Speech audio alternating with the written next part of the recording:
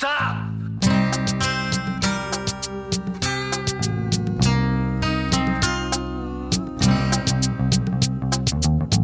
Sure you want the rest of it?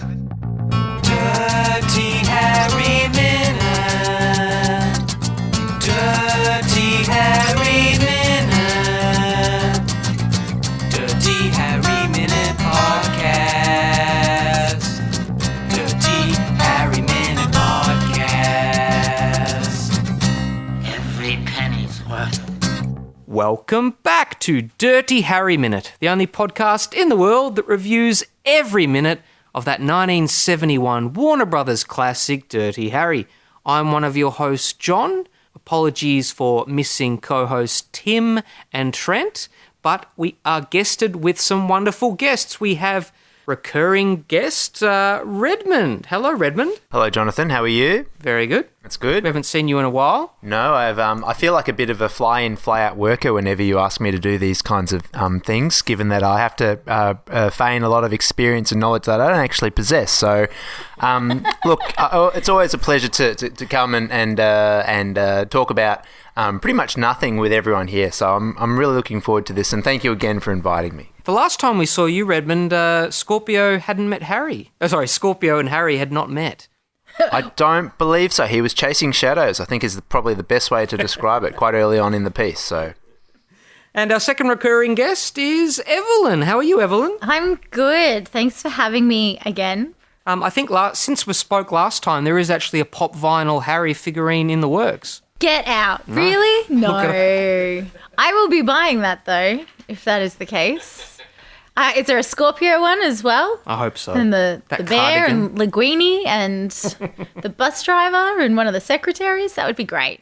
Well, many thanks for joining us, Evelyn. We have a new guest, a man who was born in Belfast but has never heard of Belfast sparkling water, Martin Anderson. Hello, Martin. Hello, yes. Very happy to be here and very happy to now know what Belfast sparkling water is thanks to your podcast. Are we any the wiser what it is? It's just a gassy beverage water. Is it alcohol water? That's just the wiki, just what I was able to see on Google. So yeah, some kind of beer, I think it is, isn't it? It appears to be. Thanks for joining, Martin.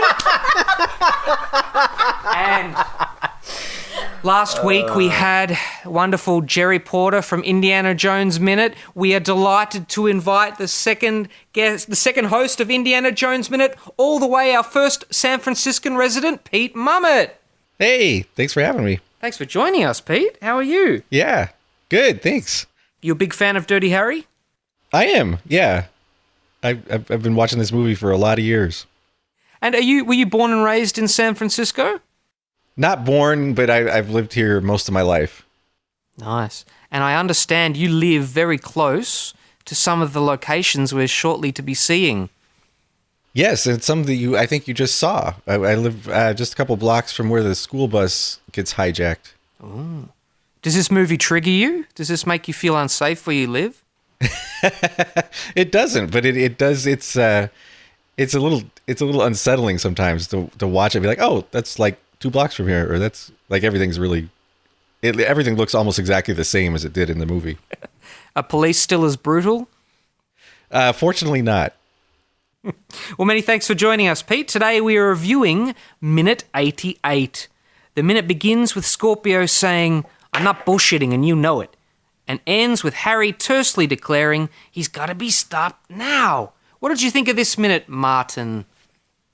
Well, when you asked me to come on the podcast, I thought I had watched the movie, but I thought I'd refresh my memory, and I watched it during the week and realised after about 5 or 10 minutes that I'd never actually watched the movie, even though I felt you're not the first that person to say that. Yes.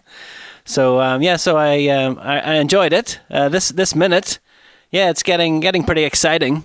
We've got another kidnapping happening, and obviously this sort of political scene another political scene in the mayor's office with this difference in opinions and how the situation should be handled. What did you think of this minute, Pete? That's fascinating. Partially, it's interesting seeing inside the mayor's office because there's a lot of crazy stuff happens in this mayor's office, like in San Francisco history. Like the mayor was assassinated in this room about 7 years after this. Oh, yes, Oh, wow. Moscone. Yeah. Oh. Yeah, and then he walked across the hall and shot Harvey Milk, who had his office across the hall. So it's interesting, but there's so much like good in the building too. Like the very end of Raiders of the Lost Ark was filmed Yes. in the city hall. And also some parts of A View to a Kill, I think. But yeah. Oh, okay. Yeah, and actually we got our marriage license there, so I have Oh, good memories. wow. Nice. Yeah, it's a lovely shot of Indiana Jones coming down, isn't it? But and Harry's striding up. Yeah, they make it nice when you put them like side by side. Pretty amazing images. Now, Scorpio says, if you guys have got the guts to play this game by the rules, the kids will have a nice plane ride. So do you think that's Scorpio acknowledging that even it's a hard ask for anyone to listen to him, considering his double-crossing track record? A lot of guts to be a mayor in this office, Evelyn. Yeah, but What else can the mayor do? I don't know.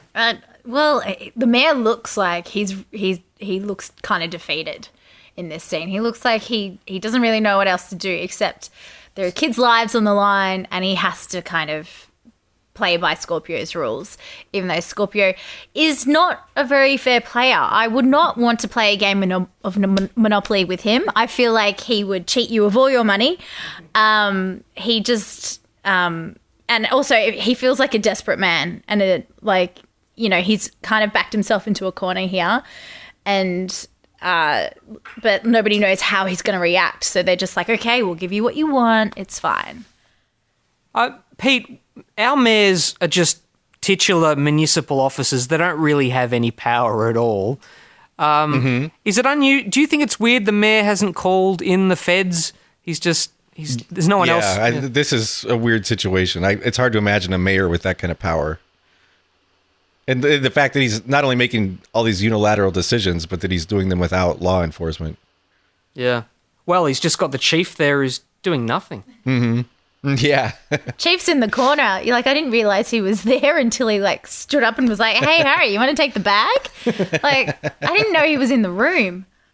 Look, a little bit off topic, but on the current season of Stranger Things, the mayor seems to be able to direct some of the police in their kind of actions, and I just wonder if this is the usual practice, because as John said here, certainly in the Australian context, that's not the case. They're, I guess you might call them highly paid spokespeople for their city, and that's great. I mean, every city council needs to have someone to do that role. And they're just glorified PR, really, aren't they? Here, that's correct. I mean, there's a political process in which they need to straddle to attain that office, but beyond that, I mean, captain's calls, do they really exist in mayor's offices in the American context? Certainly. I mean, what's your thoughts on that, Pete?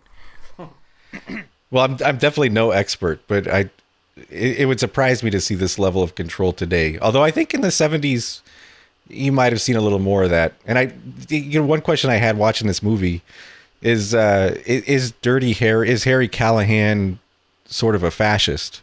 I know that's maybe a little heavy, but I mean, you've got the mayor and Harry and everybody's sort of making decisions outside of the law, and they're sort of espousing this violent retribution that is completely driven by their own opinions, but it's not really driven by the law. So what you're saying, Pete, is that Dirty Harry is actually the proto Judge Dredd. Yeah. Or it could be if you want. He would happily take that role if it was presented to him, and I suppose he does so by default anyway. And very much the shoot as we saw earlier in the film, the shoot now, get chewed out later and hope for the best. So there's nothing wrong with shooting as long as the right people get shot. But I think he captures something that is rare in a movie. Is at a point in history, because San Francisco had just gone through this enormous upheaval with the Summer of Love and all the 60s, and then you had the Zodiac Killer, and everything was really in turmoil. And I feel like Dirty Harry represents sort of this very conservative voice that wants to keep things the way they were, and he's willing to do anything to do it. And I think it's a fascinating look in time, because everything in the city was changing at this point. Martin, I really like the bus driver, Marcella Platz.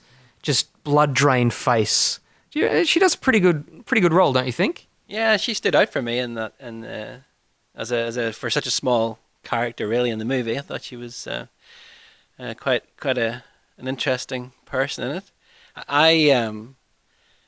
I thought that the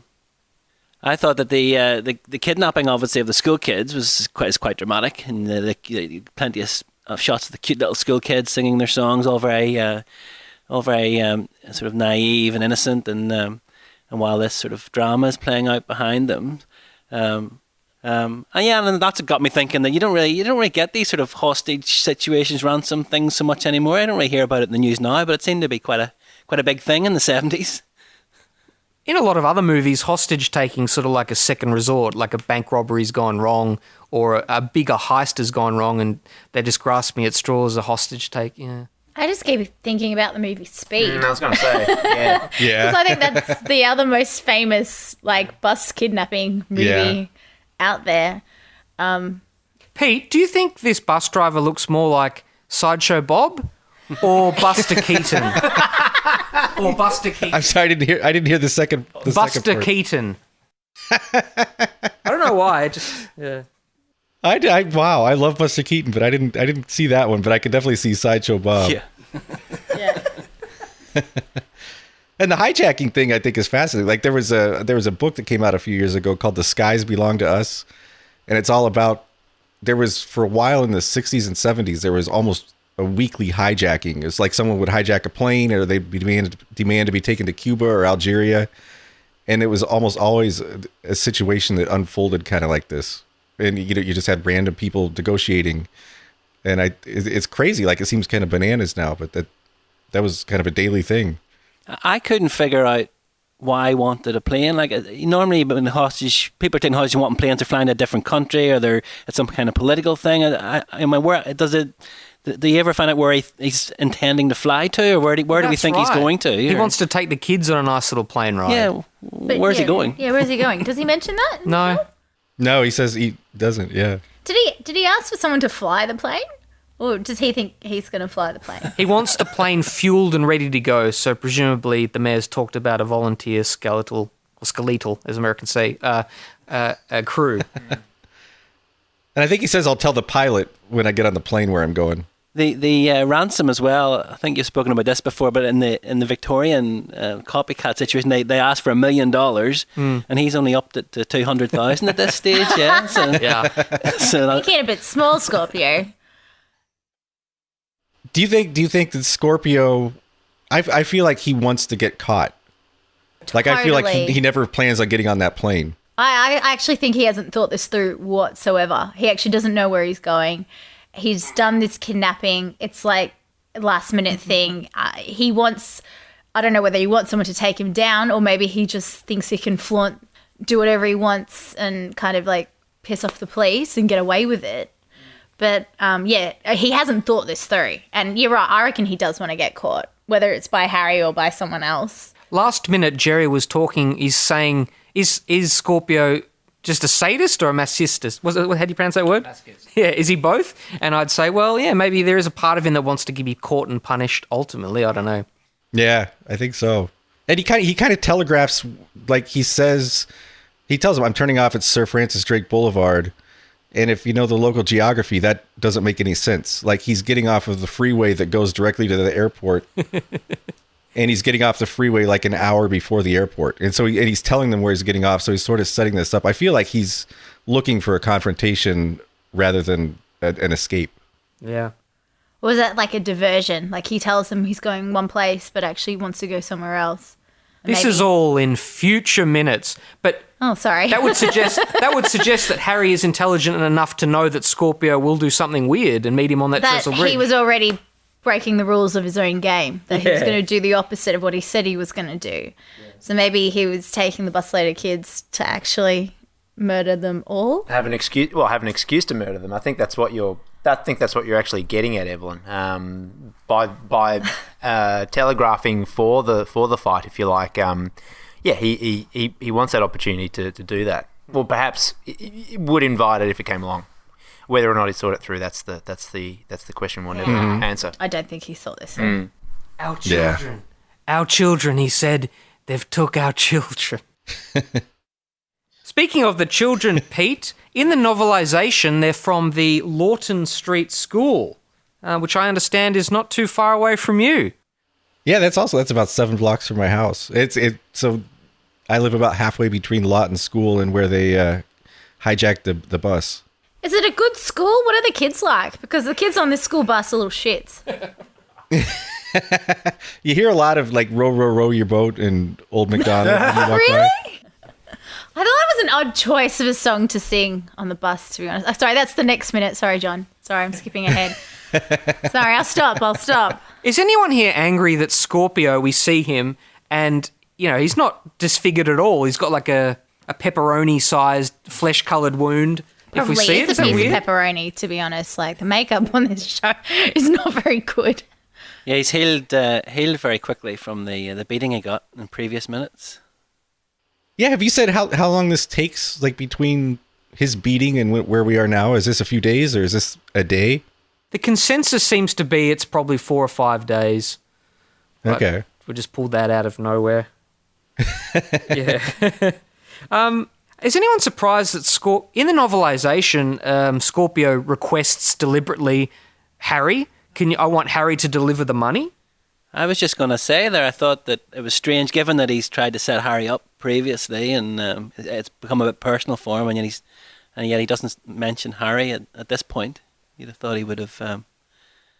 I thought maybe the filmmakers were trying to downplay the real life Zodiac events, and they didn't want to play up the part of Scorpio really in this movie taunting the police particularly.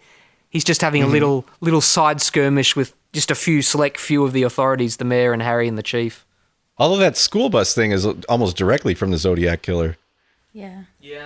That's because there was a line in one of the letters, wasn't it? He mentions. Yeah. He was going to blow up or like shoot the tire of a school bus or something. Yeah.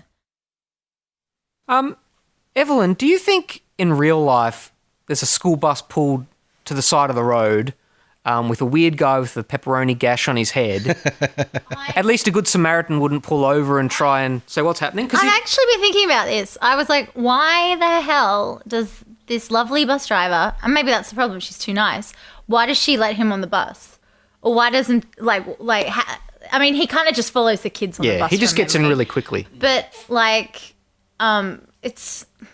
it feels like security is a bit lacking there. I'm sorry, like adults cannot get school buses. That's the thing. But yeah, I mean, I guess she doesn't have a gun, so she's not going to throw him off the bus. But yeah, I was thinking this. I was like, how did he get on the bus? Like, it was just weird.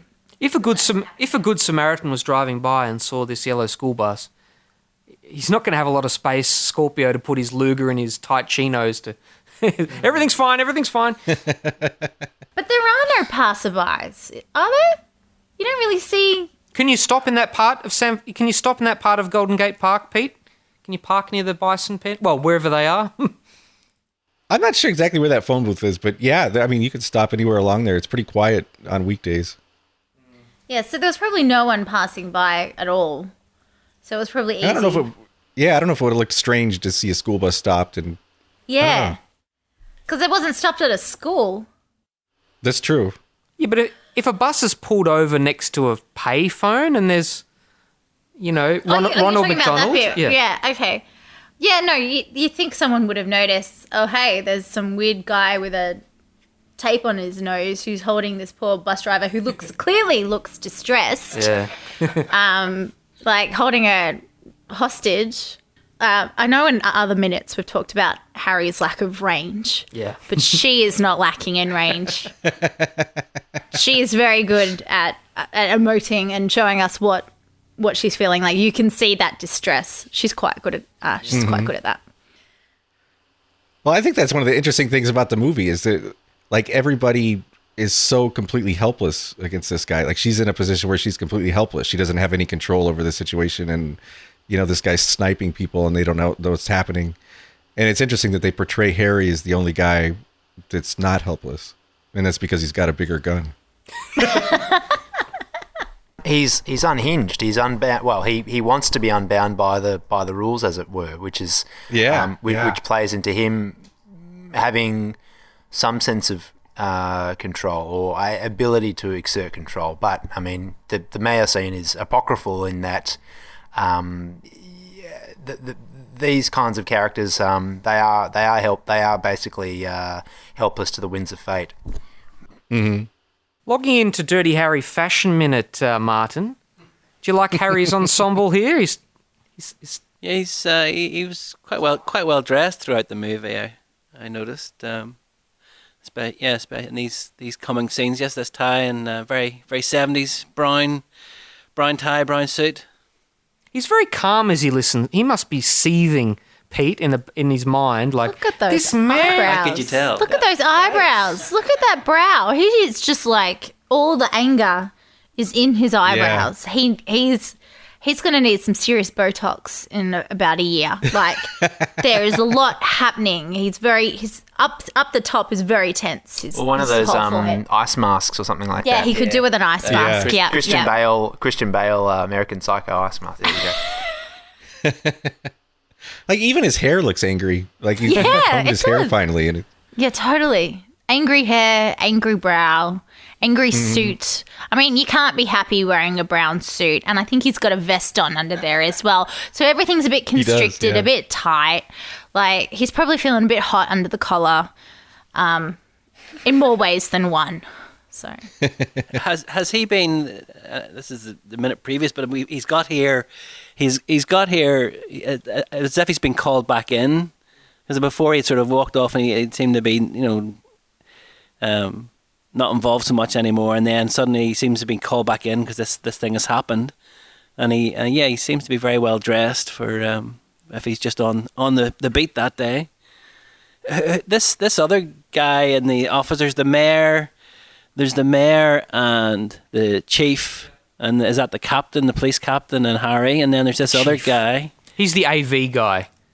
He's sort of the. he's the one that does the HDMI cable.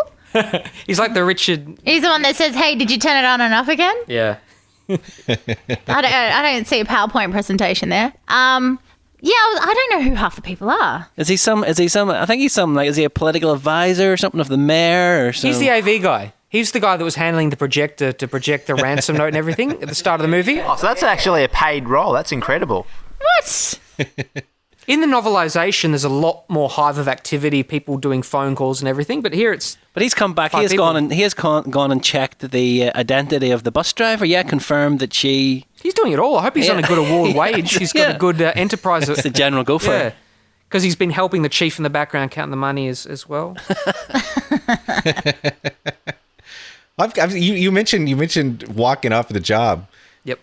What would happen if you guys? I don't know what you guys do for a living, but what would happen if? Would you be able to walk off the job repeatedly, and, like, insult your boss and then come back? Depends what they ask you to do. Yeah. Depends why you walked off the. I've never tried the George Costanza role, just appear the next day and pretend nothing's happened. Yeah. I've heard of people being sacked but coming to work the next day and continuing to come to work the next day. That I've definitely heard of in the architecture world in Melbourne. Don't know about walking off the job. I can only think of, look, this is something that I tell my professional practice students.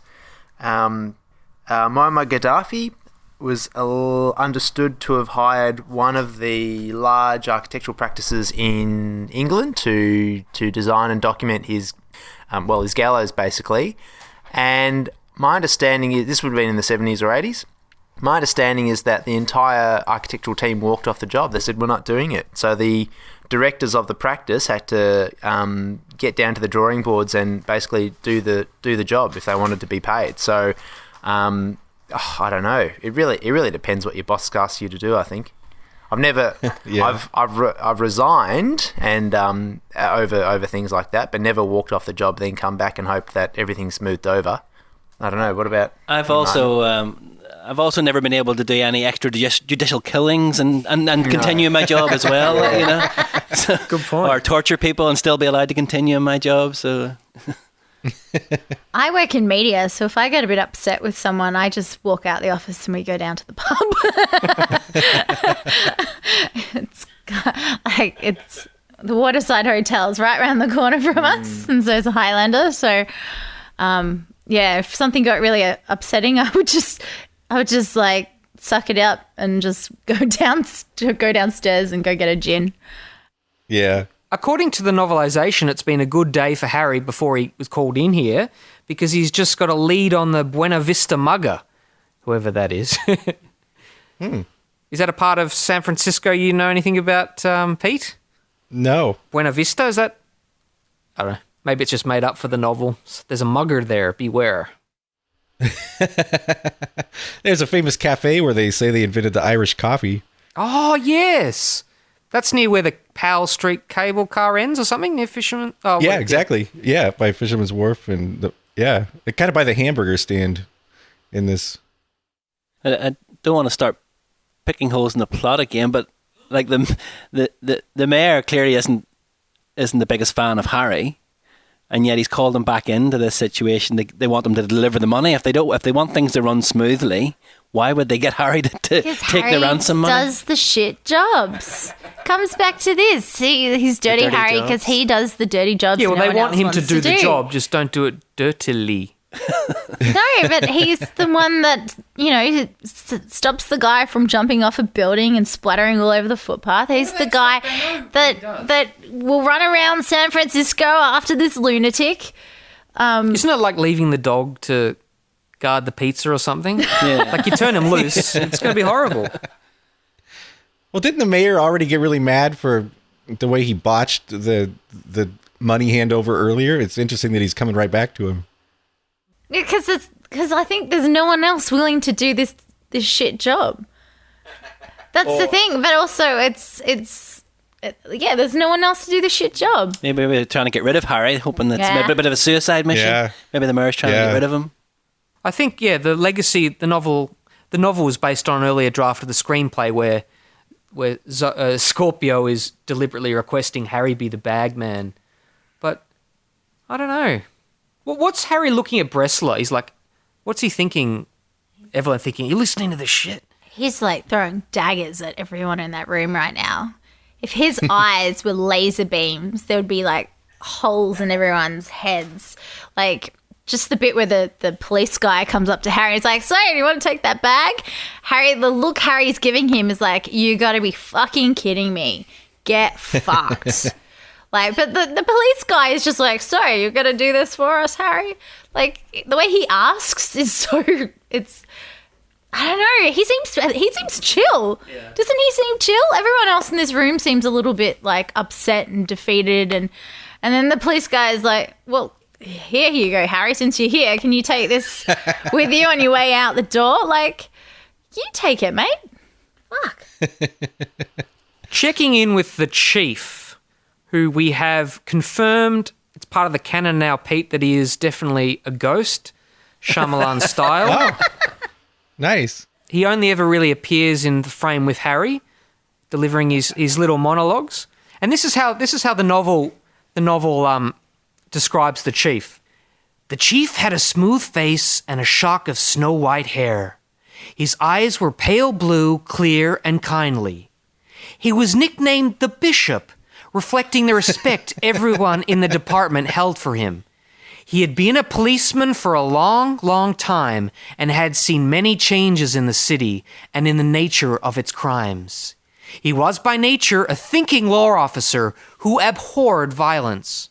The word is enforcement, not force, was one of his sayings. However, he had learned how to use force when circumstances pressed him to do so. He was being pressed now, but although it might be necessary, he didn't have to like it. Do you like this? Do you like this, Chief Pete? Kind of. I'd like him more now that he's a ghost. That explains a lot because he doesn't seem to have any control over any situation at all. Like nobody seems to acknowledge him. So I think you're onto something. He definitely has the snow white hair and the kind eyes. In the first few minutes of the movie, we thought we didn't understand why it couldn't be compressed, the two characters, Bressler and him. Because we didn't really understand what the screenwriters felt. We thought both of them maybe were all in the force. They started in the police department at the same time, but the chief was a bit more, I don't know. Do you like the character of the chief, Is he Martin? Is he He's a used? bit. Well, he's a bit. Yeah, he just seems a bit useless. Like he doesn't really do much other than. I mean, as Evelyn was saying, when he comes to ask Harry here, he seems to think that Harry's just going to say, "Yeah, no worries, I'll take the cash." He doesn't seem to have even to be clued into to the way Harry might be feeling right now. So if he has this long relationship with him, he doesn't seem to really understand what Dirty Harry's all about. And yeah, I mean, there's the other guy is the captain, and this is the chief. Is that the structure of the? Bressler's the lieutenant. Bressler's the lieutenant. But he calls Bressler Al, so they're pretty. I reckon they started the police force at the same time, and Do you think they're in like police academy together? Another great Warner Brothers franchise. Maybe that could have been a spin-off. I wonder which guy makes the special effects noises. Yeah. What do you think? I mean, the chief's in the background counting the money, right? Is this something a chief should do? Have they got some ultraviolet light there, I guess, because Scorpio's requested the dollar bills not be marked. I hadn't noticed he was counting the money. That's interesting. Yeah, if you rewind it, they've got some ultraviolet light in the background. Or maybe that was in the previous minute. AV guy's helping him do it. And the chief's got some sort of cloth in his hand when he comes over to talk to them at the desk. Oh yeah. So he's got dirty hands, I guess. He doesn't like meddling with politics. Is that like taking the ultraviolet light to the motel though? Is that something you want to see on the money? Yeah, well, Scorpio's in a plane, frantic, his adrenaline's up. He's not going to be able to check that it's not marked. Yeah. But the whole nub of this, Redman, is Harry says, "You've got to quit stalling." Is Harry just saying, give me official permission to go onto the trestle bridge? Like if the mayor turned back and said, "Oh, okay, Harry, how would you handle this?" What would Harry would just say, "I'll meet him at Francis Drake Trestle and I'll do it my way." Okay. Probably wouldn't tell anyone what he would do. He'd probably just do it. That's the kind of dude that he is, I suppose. I think Harry's issue is that he hasn't really painted the narrative to tell everybody else why we should have done something much earlier. That's Harry's biggest problem. Yeah, he's a disciplinarian. We're well aware of that, but he's not good of painting the consequences to what would happen otherwise. Is he? I don't know that he has. How much does the mayor know about what's transpired since he last saw Harry? Like, does he realise that Harry's had the Miranda violations and stuff? Would that have all filtered up to him? I don't know. He just thinks Harry's the same smart-ass, Fillmore District Tom joke at the start. I think he would have known. He would know about that, wouldn't he? Because it would have been in the papers and the media and so on. So he would have. His AV guy would have told him. Here's a nice quote, guys. Harry Callahan is a remarkable portrait of a certain American type, fuming, puzzled, and close to the end of decency's rope. Have you known anyone like Harry in your life, Pete? I think you had him on your podcast last week. Cherry. Very nice. It does remind me of that sort of some older guys, that generation, that sort of whole lack of emotion. He doesn't never shows anything, and that this is some kind of show of strength, that not to show your emotions and just to, that everything's black and white and there's no grey areas in anything, and so that I've known people, not obviously people who go out and just shoot people, but people who have that same sort of emotional range as Dirty Harry. Good at toughing it out. Yeah, that's a great point. Because I feel like that's where, like, at least American culture in the early 60s was. Like, you sucked it up. You didn't show a lot of emotion. And then the 60s came along, like, right before this movie, and everything was about showing emotion and expressing yourself. And Harry's still one of the guys fighting against that. Like, he's still trying to keep things the way they were. Yeah, he's pretty old-fashioned. I can see him rolling his eyes at, like, statisticians looking at numbers for criminology. His old partner Chico, who's a sociologist, and he's probably even thinking helicopters. The mayor's got speakerphones. What's all this crap? Pete, do you think Harry's an anti-hero? Yeah, I think. I mean, personally, I find Harry a little bit troubling. So yeah, I may be more anti than hero. Yeah. Whose word of honor do you take to the bank more, Harry's or the mayor's? Who has a better word of honor? Well, that's definitely Harry. But did you guys have you talked about or have you watched Don Siegel's other great San Francisco crime drama, The Lineup? I've seen a bit of that. Yeah. It sort of prefigures this, but there's a great line in it where Eli Wallach plays this really sadistic killer, kind of a prefiguring of Scorpio. But he at one point he says the one thing when you go crooked, you have to make sure everybody around you keeps their word. And I think it's interesting, like it's the bad guys that have to be honest with each other because that's the only way they can trust each other, whereas the good guys are the ones that don't keep their word. That's classic Bob Dylan, isn't it? If you live outside the law, you gotta be honest. Yeah. That may have actually come from that movie. That movie also is dedicated to the San Francisco police, isn't it? I think it is, yeah. And there's another scene where one of the detectives is explaining, he goes, you people of your class, you don't understand the hood's need for violence. And that's another theme here, that here this mayor is in his ivory tower. He doesn't understand the realities of of the good and evil in the world that you have to resemble to bring to justice. Yeah, yeah. What do you think, though? The mayor must... his concern, obviously, is that if anything happens to the kids, it's going to hurt him politically. So he thinks this is the best way to keep the children safe. Right. So, I don't know that... I'm sorry I'm always saying this, guys, but in the novelisation, the mayor's just been re-elected in a landslide, and even Harry voted for him, so... Oh, wow. So everyone, you're always talking about Harry. What is the mayor's motivation? Like, why do you think...